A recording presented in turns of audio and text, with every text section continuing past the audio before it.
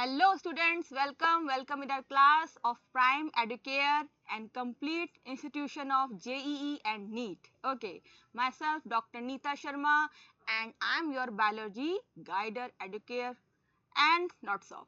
Means whatever you have a problem, discuss with me. I am the only here to solve your problems. And now finally I have to tell you that in previous video we have discussed about many things, okay? Many things about living and non-living. Yes, we identify the true living characters, yes, of living beings.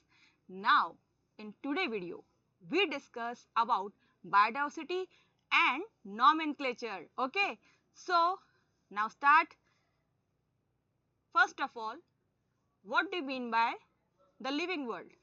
You know, you have discussed in previous video that living world is arranged in living beings like we have growth, reproduction, metabolism, cellular activity, sense and response. We have discussed it, okay? So, now we discuss today about our slide. Okay, diversity in the living world means biodiversity. Students, what do you mean by biodiversity? This is a very important question. You know, there are many birds in this world. There are many dogs, cats, different varieties of lions. Different varieties. When I am talking about varieties, there are many different types of plants, animals in this world. So, you have to think that this variety is known as the total sum, okay? The total sum, the total types of organisms, then it is known as biodiversity. Yes, then it is known as biodiversity. Here it is. Biodiversity refers to the total number and types of organisms found on earth. Okay, clear? Biodiversity, when we're talking about biodiversity, we have to collect all plants. We have to collect all animals, all the living organisms. Okay, there are many types of diversities. Means ecological diversities. There are lake diversity, there are pond diversity, there are terrestrial diversities. There are many types of diversities. But here in your class, I have to tell you that after diversity, we have to think about first of all classification. Yes, classification. What do you mean by classification? Students, very important topic because for example, if an unknown organism, if an unknown person come outside your house, what you done first? You firstly done that you have to identify that person. You have to identify that person who is outside the house. Okay? So first of all, I am just merging this example with my classification that if any type of unknown organism in front of you, okay, any unknown organism means unidentified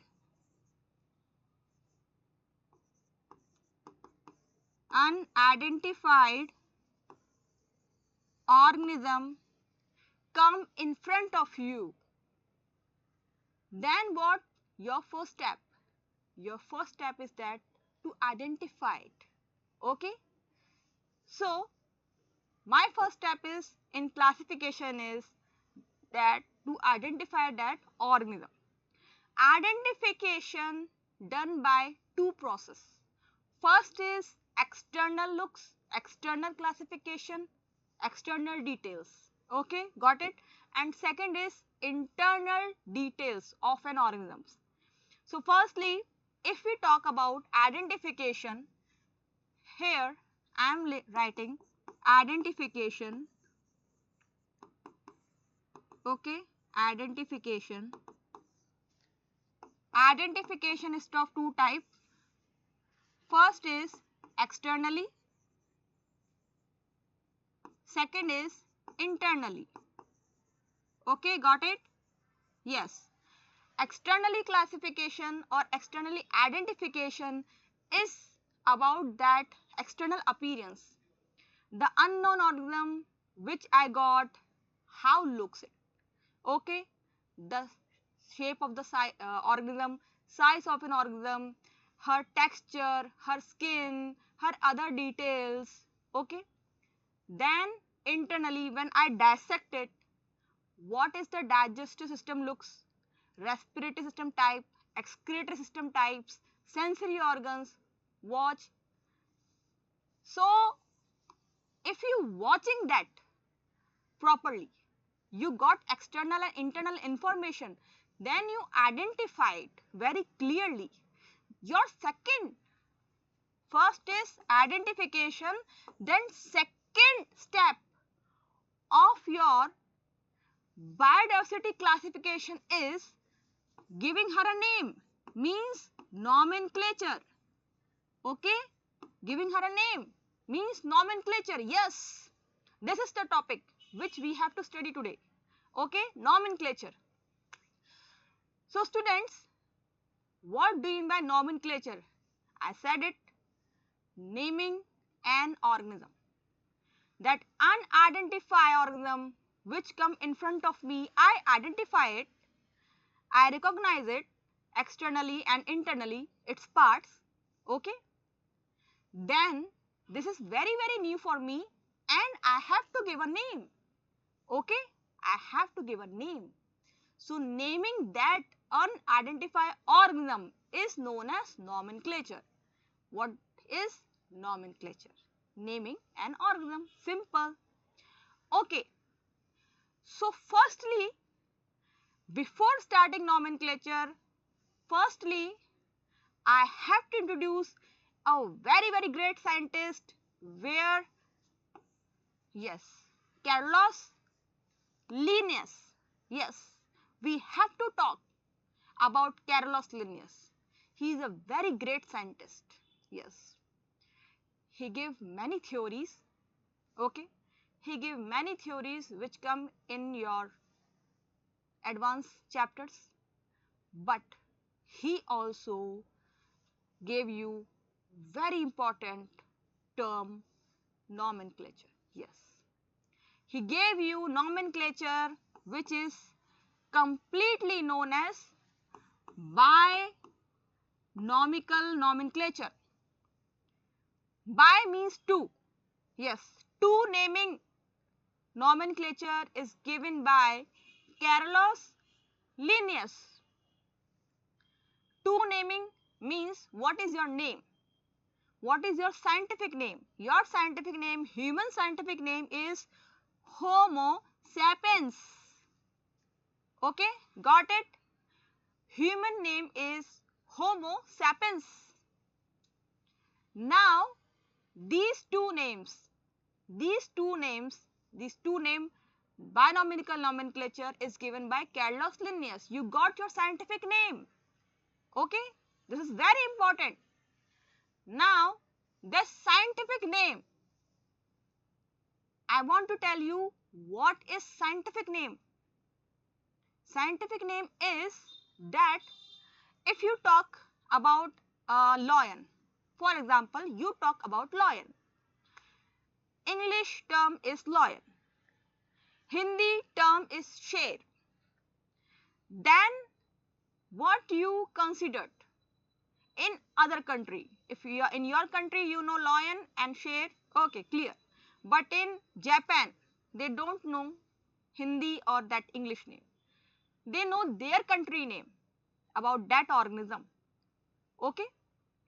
So different countries have different names of their animals. Okay. But science and scientists done a very good work, that scientist in which Carlos Linnaeus introduce you a nomenclature, a scientific names terms. They said that wherever you go in the whole world, there is a one scientific name of that animal and nothing change. Now I am saying that whatever I am talking about the example of lion, the scientific name of lion is Panthera leo. Okay, Panthera leo. So this scientific name in India or other country, this scientific name in many countries or other countries, whatever I am saying, same. Okay, scientific name is in the whole world, there is same pronunciation. Okay, there is nothing change about scientific name. You can call your animal a local name or an English name, but science proof that scientific name doesn't change in whole world. There is a perfect example that you talk Panthera leo, they resemble, okay, you are talking about lion. Okay, India, scientific name same, Panthera leo, you talking about a lion. Okay, so this is the very good advantage of scientific names, that it resembles, it terms in whole world same. Now I have to push this topic ahead, that two institutions are there. First is ICBN, second is ICZN. Full form of ICBN is International Code of Botanical Nomenclature. International Code of Botanical Nomenclature, botanical.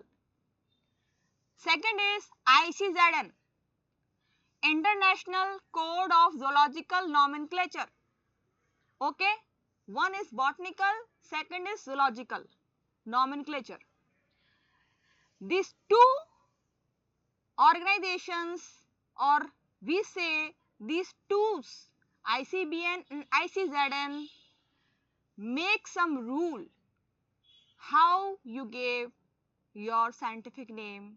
So nobody can change that rule. Okay, so that is fine, that ICBN is for plants and ICZN is for animals. Rules are followed on these terms, ICBN and ICZN. Okay, so nomenclature, you are studying about nomenclature, that naming of an organism, scientific naming given by Carolus Linnaeus. Okay, got it? But naming should have a rules and regulation. Yes, of course. So giving a rule, who gave? ICBN and ICZN. Yes. Now I am just pushing this, that ICBN and ICZN make some rules, which is as follows, like here we go. Here is a pattern of rules. Okay, we discuss it, but first of all we just complete this paragraph thoroughly. Okay, nomenclature, what do you mean by nomenclature? Yes, my first question is, what do you mean by nomenclature? Ma'am, it means given a scientific name. Yes, definitely. Now who gave scientific name, on whose rules? ICBN and ICZN. Okay, we clear it. Now scientific name have two things. Okay, first is generic name and second is specific epithet. Okay students, generic name always come first and specific epithet gave his second position. Okay, after generic you have to write specific epithet. Okay, so these two terms merge, generic and specific epithet merge, then it form scientific name. Okay, this arrangement of providing name, what I said, with two components is called binomial nomenclature. Yes, two names, binomial nomenclature given by Carolus Linnaeus. Yes, example Homo sapiens. Homo is a generic name and sapiens is specific epithet. You got it. Okay. Now in our next slide, just study it. There is a need to standardize the naming of an organism such that a particular organism is the same name all over the world. It's called nomenclature. Yes, I said you that nomenclature is for organisms that wherever we go, there is a common scientific name which never change. Okay, so we got it. Nomenclature done. Now two naming processes reach generic name and specific epithet. Okay, got it. Now next, yes, rules. Rules are rules. Okay. Now rules for nomenclature. Rules for nomenclature. My first rule is genus, generic and specific epithet. So if you want a scientific name, you have an unrecognized organism and you have to give that name. So first of all, you have to give it two names. First is generic, means genus, and second specific means species. Okay, they mix and they merge and they form a scientific name. But how you write that? There is a pattern. Okay, first of all, when expressed, should be independently underlined. Means if I written Homo sapiens, you have to underline. If I written manually myself, then I have to think that this scientific name clearly underline. Okay, below the genus means generic and below the specific means sapiens, underline. Now the third rule is name should be in Latin or Latinized. Okay, first of all, I want to tell you that there are languages, yes, but here we talking about Latin language. It is also called a dead language, which is not change. Okay, there are words in Latin language which doesn't change. So Latin language is used in scientific names, to give scientific names. Okay students, now we have done three rules. First is genus and specific, second is underline, third is Latin language, use only Latin words. Homo is a Latin word, sapiens is a Latin word, that's clear. Panthera, Leo, what I have written in previous, Panthera leo is also a Latin word. Okay, now first of all, I have to break one step, that print. Yes, if there is a page, printed page in front of you, okay, then you have to print that scientific name in italics. Yes, in italics. So Homo sapiens, if I am writing, then I have to underline. I have to write separately but underline. But if I am printing that page, I am typing, then it should be in italics. Yes, it should be in italics. Okay. Now my fourth rule is like my first rule. Like genus and second is specific epithet, same, represent genus and species. Here this is a genus and this is a species. Okay, got it.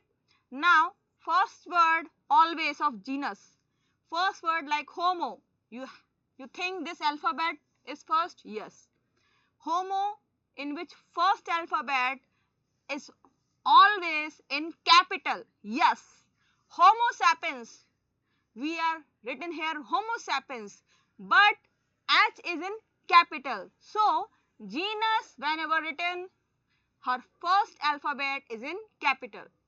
And second component here, second component, specific epithet, start with small letter. Start with small letter.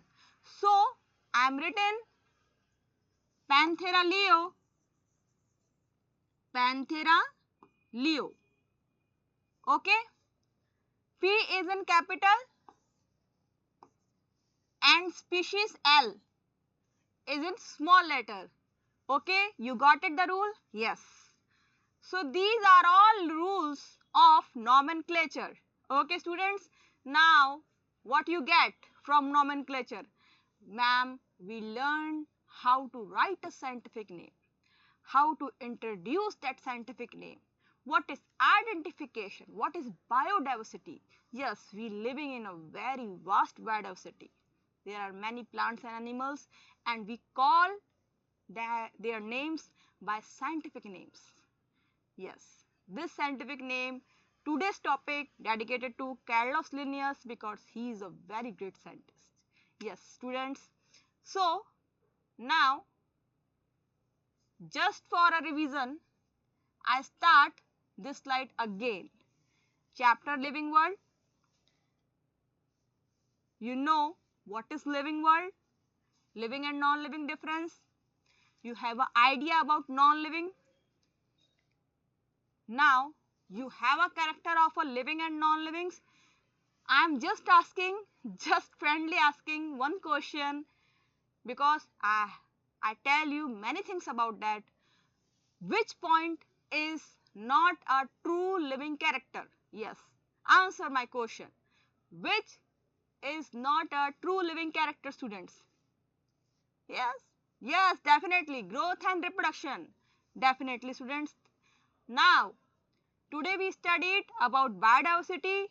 Biodiversity is a very vast types of organisms, total sum of organisms. All these are biodiversities and we talk about great nomenclature and its rules. So now finally after nomenclature we study in our advanced videos about classification. So if you like this video then please like, share and subscribe. Thank you students.